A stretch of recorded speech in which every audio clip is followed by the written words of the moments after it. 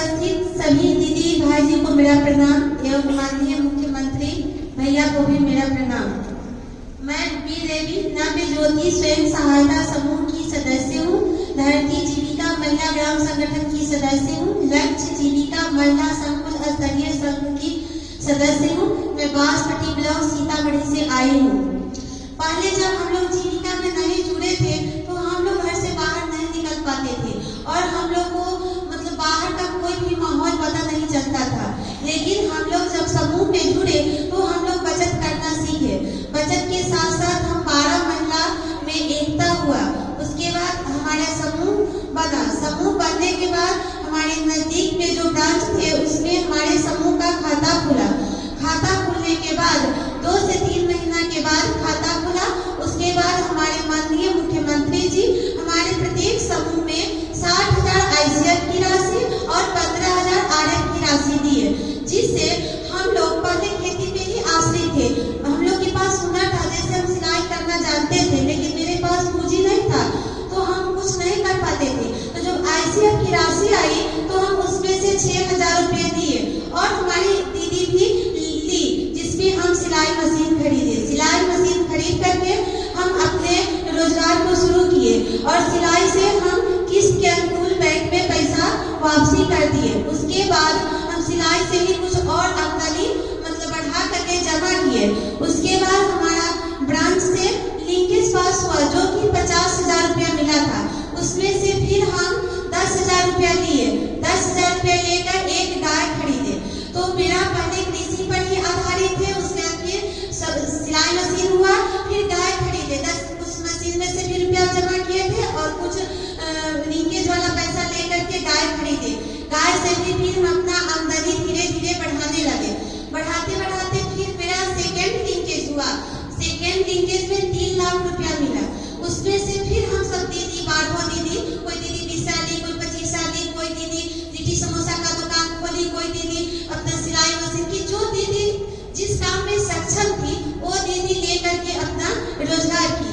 उसके साथ साथ फिर हमारे गांव में एकता बना। हम 12 महिला से फिर हमारा ग्राम संगठन बना। उसमें 11 समूह जुड़े हुए थे। उसमें हमारी दीदियों को 100 से 125 दीदी थी। उसमें हमारी दीदियों में पहचान बना, एकता बना।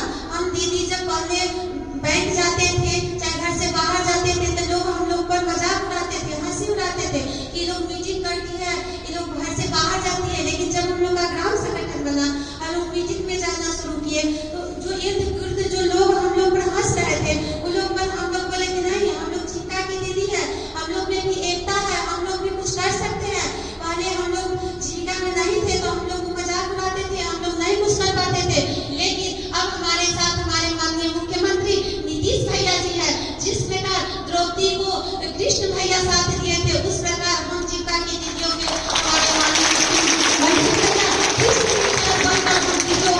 रक्षा करते हैं, आगे बढ़ने में सहयोग करते हैं। और हम लोग उन लोगों को सारा दीदी मिल करके उन लोगों को ये धमकी दिया कि अब आप हम लोग को नहीं डरा सकते हैं। अब हम लोग के साथ भी कृष्ण भैया तैयार है।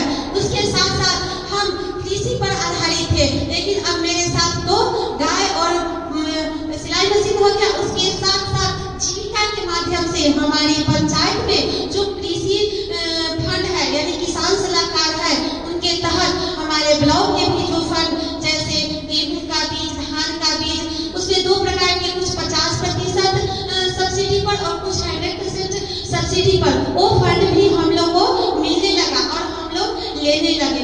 उसके साथ साथ हमारे पंचायत के कृषि सलाहकार के थ्रू हम लोग को 0 टिलेज से भी खेती हुआ था। अभी लॉकडाउन से नहीं हो रहा है, नहीं तो उससे पहले हम लोग को जितनी हमारी जीविका की दीदी थी उसमें 50-60 महिला को 0 टिलेज से फ्री में मतलब हम लोग को खेत जोताया था और 600 के प्रति एकड़ डीजल अनुदान भी आया था।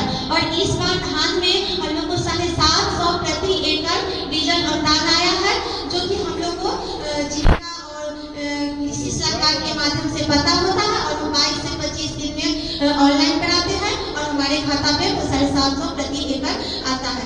उसके साथ साथ हम लोग मवेशी भी गाय रखे हुए थे, तो उसको काटने के लिए चारा कुटी तो पहले 8,000-10,000 में मिलता था, तो वो भी हम लोग कृषि विभाग से सब्सिडी पर लिए, जो कि 8,000 में लिए तो हम लोग सब्सिडी आ गया। पाइप भी लिए थे 2500 में, तो 2000 उसका भी सब्सिडी आ गया। यानी जीविका के माध्यम से कृषि विभाग का भी जो मुझे फंड था वो हम लोग को प्राप्त हुआ। पहले हम लोग को एक फंड सब के बारे में जानकारी भी नहीं होती थी और हम लोग नहीं मिल पाता था। उसके साथ साथ हमारे जो भी सरकारी फंड है, जैसे बच्चे को छात्रवृत्ति, पोशाक, मध्याह्न भोजन, ये सब हमारे बच्चे को हमारे मुख्यमंत्री जी जो देते हैं वो सब हमारे बच्चे को प्राप्त होता है। उसके साथ साथ जो हॉस्पिटल है उसका भी हम लोग को लाभ, जैसे हमारी गरीब दीदियां पहले मतलब गर्भावस्था में या फिर डिलीवरी के अवस्था में जिनके पास पैसा नहीं रहता था, उनके जच्चा और बच्चा पे नुकसान पहुंचता था। लेकिन आज हमारी आशा और एनएम दीदी के सहयोग से हम लोग को एम्बुलेंस दीदी को जब भी कुछ प्रॉब्लम होता है तो आशा दीदी को बोलती है और हॉस्पिटल से एम्बुलेंस आती है और हमारी दीदी को वहाँ पे ले जाया जाता है और अच्छे से बच्चा और जच्चा को मतलब दवा कराकर बच्चा को कर मेरी दीदियाँ सुरक्षित घर पे आ जाती है। ये सभी सुविधा हमारे माध्यम। इसके साथ साथ हमारे गांव में बहुत सारी बुराइयां थी, जैसे शराब।